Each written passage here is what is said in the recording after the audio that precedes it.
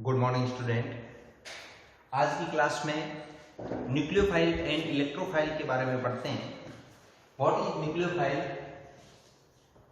Any ion और neutral molecules which loving with nucleus. ये इस प्रकार की कोई भी आयन हो, ये न्यूक्लियस लविंग होते हैं।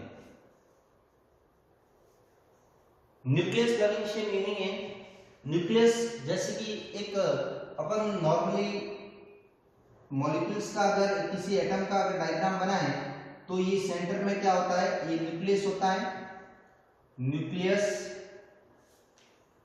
और इसके बाहर ये इस प्रकार से क्या होते हैं, सेल होते हैं। ये सेल है, ये जो है ये क्या है, सेल है। इस सेल में क्या प्रेजेंट होते हैं, ये इस प्रकार से इलेक्ट्रॉन प्रेजेंट होते हैं। इस सेल के अंदर ये क्या प्रेजेंट है, ये जो है ये क्या है, इलेक्ट्रॉन प्रेजेंट है। और न्यूक्लियस के अंदर क्या होता है, प्रोटॉन और न्यूट्रॉन। न्यूक्लियस में जो है क्या उपस्थित है, प्रोटॉन और न्यूट्रॉन उपस्थित है। अब प्रोटॉन पर कौन सा चार्ज है, पॉजिटिव चार्ज होता है, और इलेक्ट्रॉन पर कौन सा चार्ज होता है, नेगेटिव चार्ज होता है। तो न्यूक्लियस लविंग मतलब ऐसे कोई भी आयन या मॉलिक्यूल्स जो प्रोटॉन से अट्रैक्ट करते हैं, प्रोटॉन से लव करते हैं, मींस अपन कह सकते हैं कि उनके ऊपर कौन सा चार्ज होगा, या तो नेगेटिव चार्ज होगा, या फिर अपन कह सकते हैं कि उनके ऊपर इलेक्ट्रॉन डेंसिटी क्या होगी, हाई होगी। तो ऐसे कोई भी हाई इलेक्ट्रॉन डेंसिटी वाले जो भी आयन्स हैं या जो भी मॉलिक्यूल्स है वो किसकी तरह काम करते हैं, न्यूक्लियोफाइल की तरह काम करते हैं। एग्जांपल के लिए जो नेगेटिव आयन है वो नेगेटिव आयन किसकी तरह काम करेंगे, नेगेटिव आयन्स जितने भी होंगे वो समस्त नेगेटिव आयन्स किसकी तरह काम करेंगे, न्यूक्लियोफाइल की तरह काम करेंगे।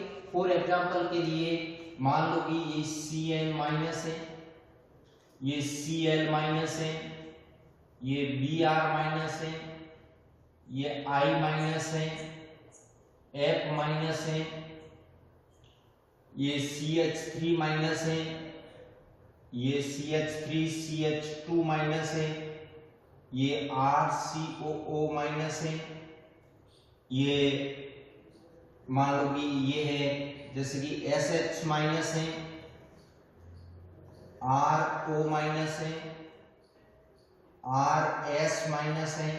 ये जितने भी नेगेटिव आयन्स हैं ये समस्त नेगेटिव आयन किसकी तरह काम करेंगे, न्यूक्लियोफाइल की तरह बिहेव करते हैं। और इन आयनों के द्वारा जो रिएक्शन होती है उस रिएक्शन को क्या कहते हैं, न्यूक्लियोफिलिक रिएक्शन कहते हैं। अगर सब्स्टिट्यूशन टाइप की है तो न्यूक्लियोफिलिक सब्स्टिट्यूशन कहलाएगी, और एडिशन टाइप की है तो न्यूक्लियोफिलिक एडिशन रिएक्शन के नाम से जाना जाता है। इसके अलावा और न्यूक्लियोफाइल की तरह कौन कौन काम करते हैं, ऐसे मॉलिक्यूल्स जिन पर इलेक्ट्रॉन डेंसिटी हाई हो, जो इलेक्ट्रॉन को डोनेट करने की कैपेसिटी रखते हो, वो किस में आएंगे, वापस न्यूक्लियोफाइल के अंदर आएंगे। तो दूसरे कौन से आएंगे, कंपाउंड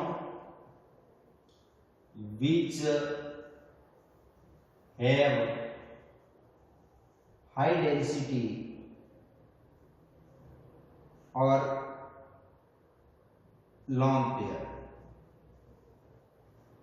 जिन पर हाई डेंसिटी हो, लॉन्ग पेयर प्रेजेंट हो, वो इसमें आएंगे। एग्जांपल के लिए जैसे कि H2O, ऑक्सीजन पर क्या होते हैं, दो लॉन्ग पेयर होते हैं।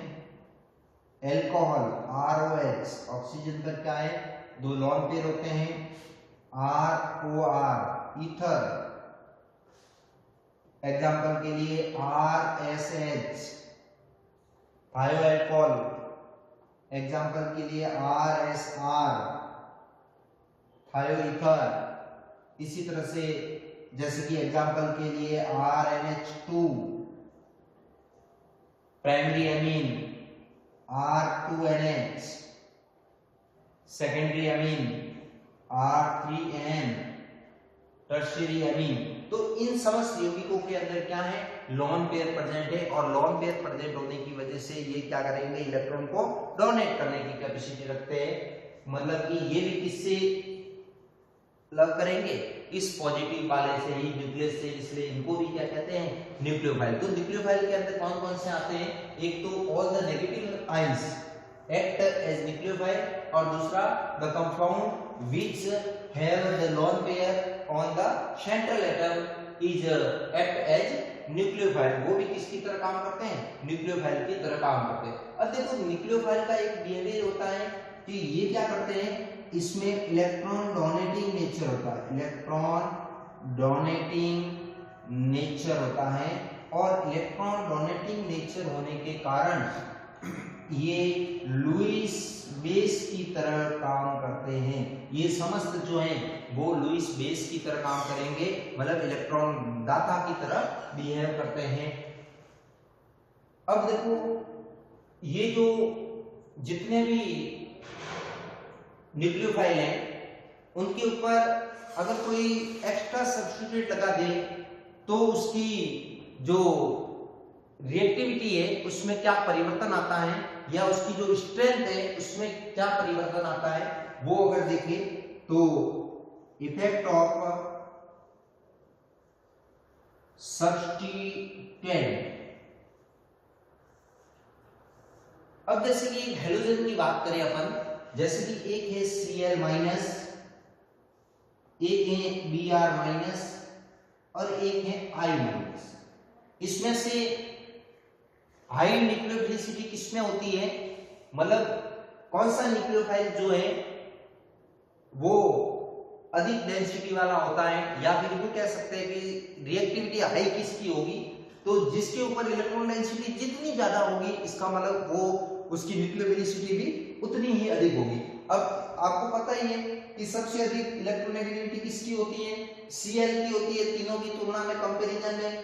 तो हाई इलेक्ट्रॉन डेंसिटी किसकी होगी, Cl माइनस की। तो ऐसी स्थिति में अगर इसकी न्यूक्लियोफिलिक स्ट्रेंथ की बात करें या न्यूक्लियोफिलिसिटी की बात करें तो इसका सीक्वेंस क्या होगा, Cl माइनस सबसे हाई होगी, फिर Br माइनस होगा, फिर I माइनस होगा। इसी प्रकार से जैसे कि सपोज ये है RCH2O माइनस, और एक है OH माइनस। अब जैसे कि इसकी बात करें, यहां पर भी O पर माइनस है, O पर माइनस है, लेकिन यहां पर O से क्या जुड़ा हुआ है, हाइड्रोजन, और यहां पर O से क्या जुड़ा हुआ है, एल्किल समूह जुड़ा हुआ है। चूंकि एल्किल समूह जो होता है वो कौन सा इफेक्ट शो करती है, एल्किल ग्रुप जो होता है वो एल्किल ग्रुप कौन सा, प्लस आई इफेक्ट शो करती है, और प्लस आई इफेक्ट मतलब इलेक्ट्रॉन डोनेट करेगा।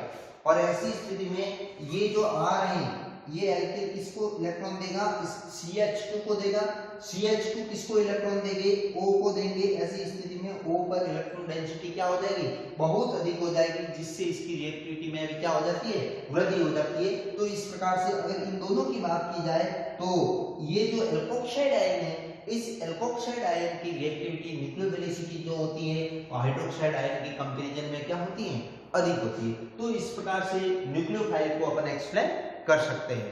नेक्स्ट वीडियो के अंदर अपन इलेक्ट्रोफाइल के बारे में पढ़ेंगे। Thank you, very very thank you.